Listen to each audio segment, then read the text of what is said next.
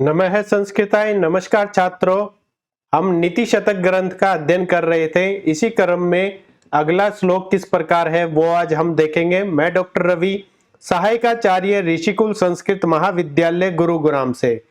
आइए देखते हैं अगला श्लोक किस प्रकार है। विद्या नाम नरस्य रूप अधिकम प्रच्छन्न गुप्त धनम। विद्या भोग करी यशः सुख करी। विद्या गुरुणाम गुरु। विद्या बंधुजनो विदेश गमने। विद्या परा देवता।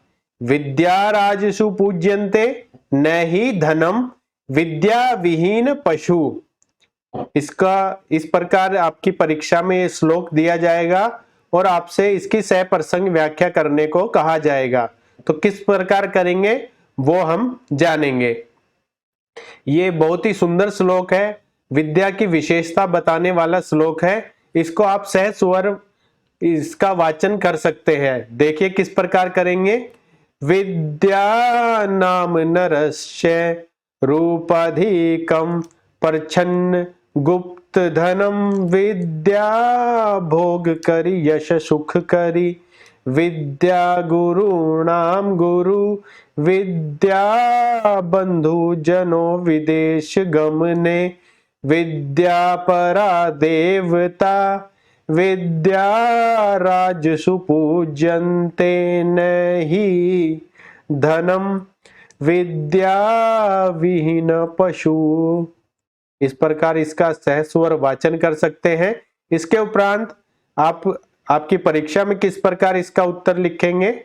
तो सबसे पूर्व आप संकेत लिखेंगे, आरंभिक और श्लोक का अंतिम अक्षर लेके बीच में डैश डैश डैश लगाकर इस प्रकार से आप इसका संकेत लिखेंगे। इसके उपरांत प्रसंग और अन्वय किस प्रकार करेंगे। देखिए, प्रस्तुतम पद्यमिदम अस्माकं पाठ्य पुस्तक नीति शतकम नामनः ग्रंथात उद्धृतम वर्तते।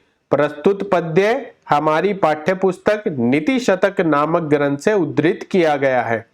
अस्य ग्रंथस्य रचनाकारः महाराज भर्तरि वर्तते। इस ग्रंथ के जो रचनाकार हैं वो महाराज भर्तरि है। एतस्मिन्श्च नीति विषयकः अनेके श्लोकाः सन्ति। इसमें नीति विषय के अनेक श्लोक हैं। मानवेभ्यः नीति शिक्ष्यन्ते, जो मानव को नीति की शिक्षा देते हैं। अन्वय किस प्रकार करेंगे।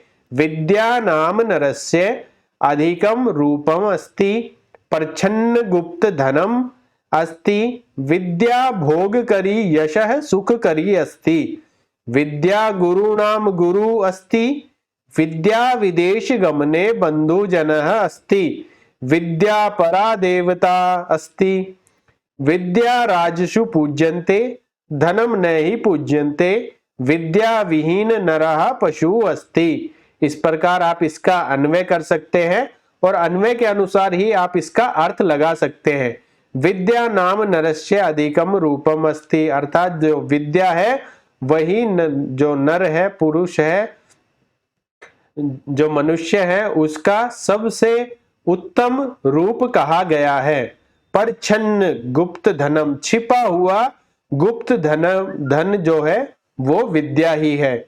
विद्या भोग करी, अर्थात जो विद्या है वो हमें अनेक प्रकार के भोग प्रदान करने वाली है। यदि आप में ज्ञान है, आप में विद्या है, तो आप कोई भी इस संसार में ऐसी वस्तु नहीं है जिसका अर्जन नहीं कर सकते। तो विद्या के माध्यम से आप अनेक प्रकार के भोगों को भोग सकते हैं।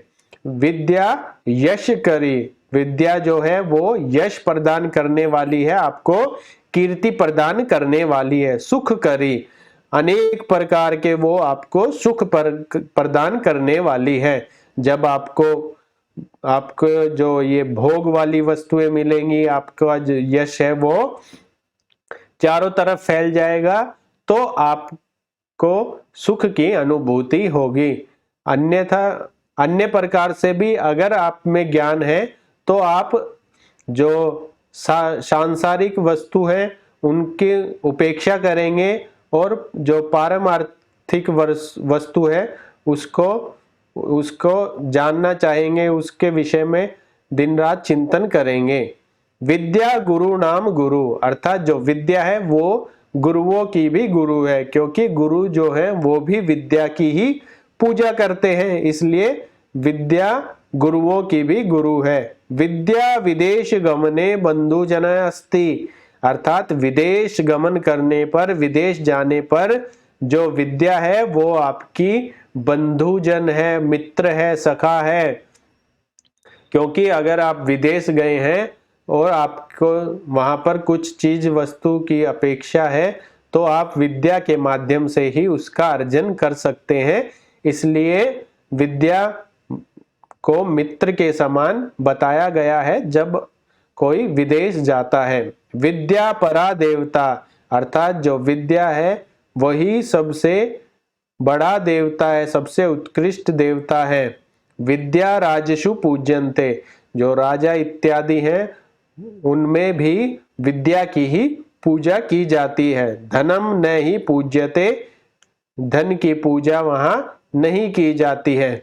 विद्या विहीन नरः पशु अस्ति, अर्थात जो विद्या से विहीन नर है वो पशु के समान है। वो कैसा पशु कहा गया है? साक्षात पशु पुच्छ विषाणहीना, अर्थात जो बिना सींग पूंछ वाला पशु है, ऐसा कहा गया है। तो इस प्रकार से आप इसका अर्थ समझ सकते हैं। आइए अब इसकी संस्कृत व्याख्या देखते हैं। विद्या, विद्या का अर्थ हो जाएगा ज्ञानम। नाम आख्यम नरस्य मनुष्यस्य अधिकम, अधिकम इति उच्यते महत्, रूपम गुणम अस्ति वर्तते, प्रच्छन्न गुप्तम सुरक्षित, सुरक्षितम, धनम वित्तम, विद्या विज्ञानः, भोगकरी भोग साधनम, यशः कीर्ति, सुखकरी सुखवार्धिकाः, विद्या ज्ञानम, गुरुणाम शिक्षकाणाम, गुरुः शिक्षकः, विद्या ज्ञानम, विदेश गमने देशांतरम गते, बंधुजनः मित्रम, विद्या ज्ञानम, परा प्रथमः, देवता देवी, विद्या ज्ञानम राजसु क्षेत्रेषु पूज्यते अर्चते, धनम वित्तम न ही निश्चयेन पूज्यते अर्चते, विद्या विहीन ज्ञानेन हीना पशु मृगः अस्ति वर्तते। शब्दार्थ देखते हैं। विद्या, विद्या का अर्थ हो जाएगा ज्ञानम, नाम है, नाम का पदार्थ, नरस्य मनुष्य की, अधिकम उत्तम, प्रच्छन्न गुप्तम छिपा हुआ सुरक्षित, भोग करी भोग विलास देने वाली, गुरुणाम गुरुओं का, बंधुजन संबंधी, विदेश गमने परदेश में जाने पर, परा देवता उत्कृष्ट देवता, राजसु राजाओं में, विहीन रहित। इस प्रकार से इसका शब्दार्थ हो जाएगा। अर्थ देख लेते हैं, अर्थ किस प्रकार से होगा। विद्या ही मनुष्य का उत्तम सबसे अधिक सुंदर रूप है, छिपा हुआ सुरक्षित धन है, क्योंकि न चोरहार्यम न च राजहार्यम न भ्रातृभाज्यम न च भारकारी। विद्या के विषय में कहा गया है कि ना तो चोर चुरा सकता है, ना राजा छीन सकता है, और ना ही इसका भाइयों में बंटवारा हो सकता है। इसलिए जो विद्या है वो छिपा हुआ और सुरक्षित धन है। विद्या ही भोग विलास देने वाली तथा यश और सुख देने वाली है। विद्या गुरुओं की भी गुरु है। परदेश जाने पर विद्या ही बंधुजन संबंधी है। विद्या सबसे पूज्य उत्कृष्ट देवता है। राजाओं के मध्य भी विद्या ही पूजी या आदर की जाती है, धन नहीं। इसलिए विद्या से रहित मनुष्य पशु ही है। इस प्रकार से हम इसका अर्थ समझ सकते हैं। इसी के साथ आप सबका धन्यवाद। अगर वीडियो पसंद आई हो तो लाइक करें, अपने मित्रों के साथ शेयर करें। मैं डॉक्टर रवि, सहायकाचार्य ऋषिकुल संस्कृत महाविद्यालय गुरुग्राम से एक बार पुनः आप सबका धन्यवाद।